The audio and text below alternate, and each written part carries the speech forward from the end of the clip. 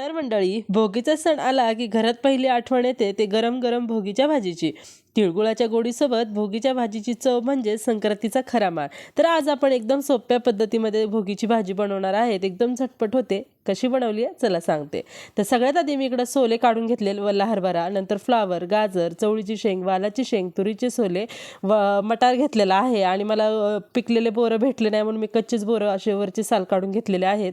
वांगे आणि बटाटा शेंगदाणे सुद्धा घेतलेत. तर आपल्याला एक वाटण करायचे भाजीच्या ग्रेव्हीसाठी. तर त्यासाठी आपल्याला इकडे छान असे खरपूस भाजून तीळ घ्यायचेत. साधारण एक छोटी वाटी तीळ घेतलेले आहेत मी. नंतर खोबरं पण घेतलेलं आहे. ते पण छान असं बारीक गॅसवर एकदम खरपूस असं भाजून घ्यायचं आहे आपल्याला.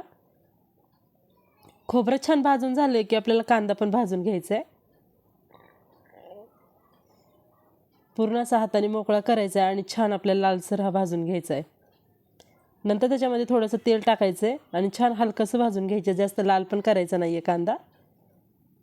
तोपर्यंत मी हे तीळ आणि खोबरं जे भाजले त्याचं वाटण करून घेते. तर असं एकदम बारीक करून घेतले. आता हा भाजलेला कांदा आहे ना, त्याच्यामध्येच टाकून आपल्याला वाटून घ्यायचं आहे.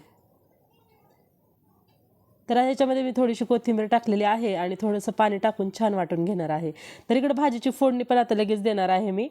तर एक कढई मस्त गरम करून घेतली आणि त्याच्यामध्ये आपल्याला 2 ते 3 पळ्या मस्त तेल टाकून घ्यायचं आहे. नंतर आपल्याला जिरे टाकायचे. नंतर अद्रक लसूणची पेस्ट टाकलेली आहे मी 1 मोठा चमचा आणि छान असं परतून घ्यायचं आहे. नंतर त्याच्यामध्ये काही मसाले टाकले. तर हा लाल मी घरचं तिखट टाकले, कांदा लसूण मसाला टाकलेला आहे आणि आपलं घरचं काळं तिखट आहे ना ते टाकलेलं आहे. साधारण 1.5 चमचे मी ही मिरची घेतली होती आणि छान तेलामध्ये असं परतून घेतली की नंतर त्याच्यामध्ये आपल्याला जो वाटलेला मसाला आहे तो पण याच्यामध्ये छान परतून घ्यायचा आहे.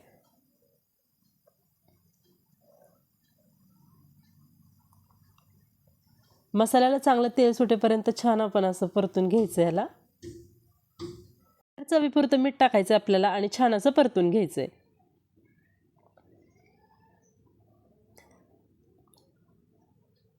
तर आता इकडं मसाला छान शिजला आहे आपला, मस्त तेल पण सुटलं आहे. तर आपण ह्याच्यामध्ये जे भाज्या घेतल्या त्या सगळ्या भाज्या ह्याच्यामध्ये टाकून घेऊया.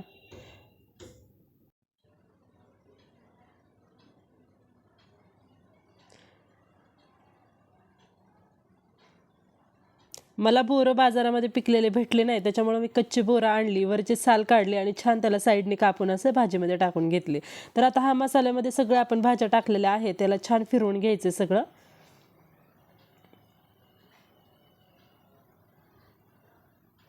तर अशा पद्धतीने मस्त फिरवून घ्यायचं आहे आणि मी इकडं थोडं 5 मिनटासाठी याला छान बारीक गॅसवर वाफाळून घेणार आहे. तर इकडे बघू शकता छान वाफ बसली आणि भाज्या पण आपल्या मस्त अशा जरा सैलसर झालेल्या आहेत आणि शिजायला आल्यात भाज्या आता. तर आता याच्यामध्ये मी थोडंसं गरम पाणी टाकणार आहे भाज्या शिजण्यापुरतं आणि पुन्हा एकदा छान असं फिरवून घेणार आहे. तर असं छान फिरवून घ्यायचं आहे आणि पुन्हा एकदा याला प्लेट झाकून थोड्या वेळासाठी झाकून ठेवायचं आहे.